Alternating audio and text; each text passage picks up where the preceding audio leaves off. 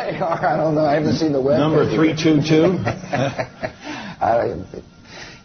You both were members of Skull and Bones, a secret society at Yale. What does that tell us? Not much, because it's a secret. Is there a secret handshake? Is there a secret code?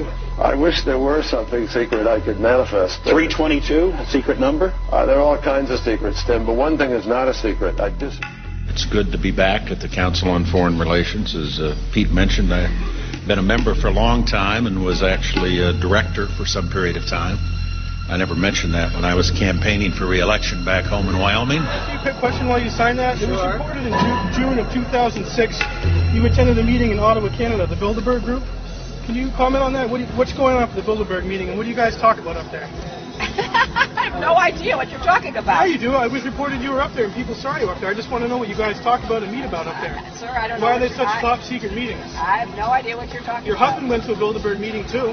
I'm just wondering. I'm not being rude or anything. No, I just want to know what happens at these meetings. Well, since I wasn't there, I have no idea. Okay, thank you, Senator. Thank you very much. Listen, I am a happy member of the Bohemian Grove. I like the folks who come there, and it's really inappropriate for me to talk about the group beyond that. Thank you. Have you been there for the ceremony with the cremation of care? Frankly, I don't think that's something I need to talk to you about.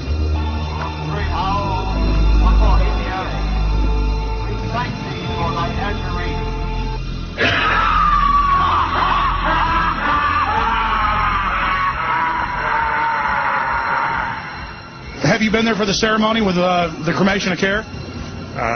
Frankly, I don't think that's something I need to talk to you about. Really? That's right. Well, I'm Alex Jones, and I snuck in there in 2000. I'm the guy that blew it wide open and got the video. It's been on national TV. Well, I disrespect you for that. You do? I do. But there's a lot of big public officials going in there. Don't we deserve to know? I don't know anything about you, and I don't know anything about your film. But if you go in there with an understanding, you violated that understanding by releasing that film, and I don't respect you for that. Really?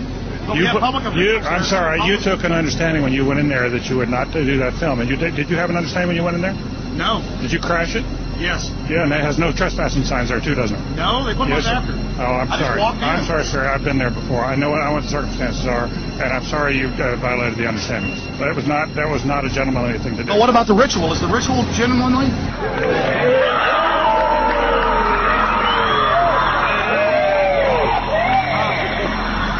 Sir, everything. I don't owe you this comment. I know.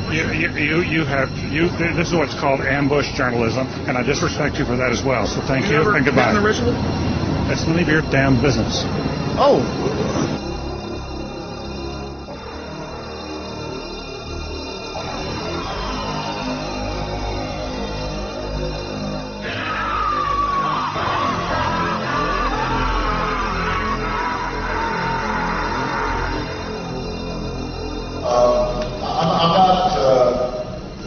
The Council on Foreign Relations, I don't know if I'm an official member. I've spoken there before.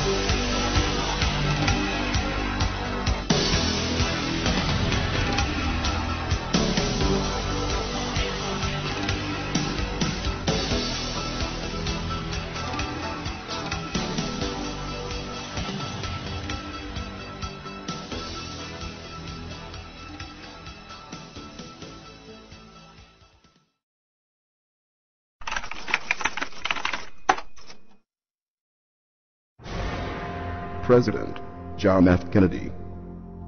Ladies and gentlemen, the very word secrecy is repugnant in a free and open society, and we are, as a people, inherently and historically opposed to secret societies, to secret oaths, and to secret proceedings.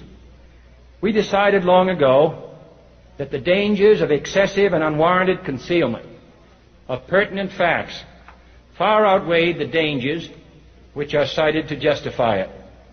Even today, there is little value in opposing the threat of a closed society by imitating its arbitrary restrictions. Even today, there is little value in ensuring the survival of our nation if our traditions do not survive with it. And there is very grave danger that an announced need for increased security will be seized upon by those anxious to expand its meaning to the very limits of official censorship and concealment. That I do not intend to permit to the extent that it's in my control. And no official of my administration, whether his rank is high or low, civilian or military, should interpret my words here tonight as an excuse to censor the news, to stifle dissent, to cover up our mistakes, or to withhold from the press and the public the facts they deserve to know. For we are opposed around the world by a monolithic and ruthless conspiracy that relies primarily on covert means for expanding its sphere of influence, on infiltration instead of invasion, on subversion instead of elections, on intimidation instead of free choice, on guerrillas by night instead of armies by day. It is a system which has conscripted vast human and material resources into the building of a tightly knit, highly efficient machine that combines military, diplomatic, intelligence, economic, scientific, and political operations. Its preparations are concealed, not published. Its mistakes are buried, not headlined. Its dissenters are silenced, not praised. Its dissenters are silenced, not praised.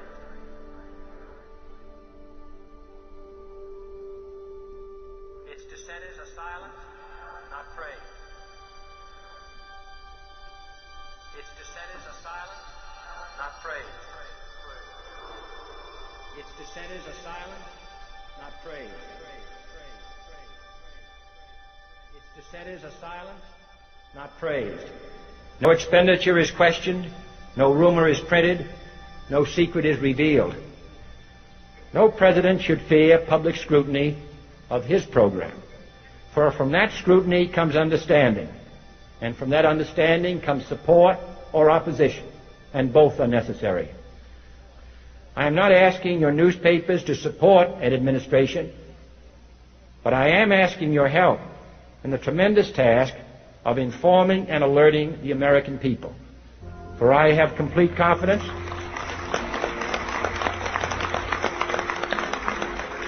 in the response and dedication of our citizens whenever they are fully informed. I not only could not stifle controversy among your readers, I welcome it.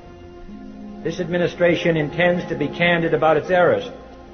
For as a wise man once said, an error doesn't become a mistake until you refuse to correct it.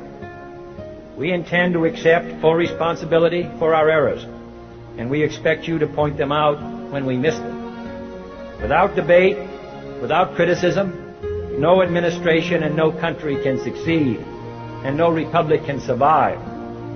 That is why the Athenian lawmaker Solon decreed it a crime for any citizen to shrink from controversy.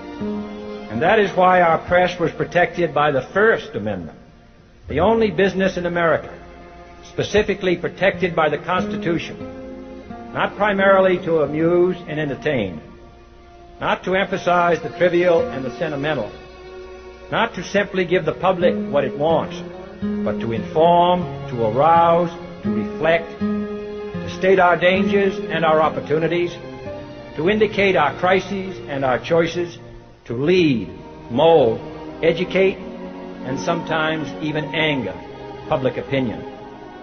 This means greater coverage and analysis of international news, for it is no longer far away and foreign, but close at hand and local.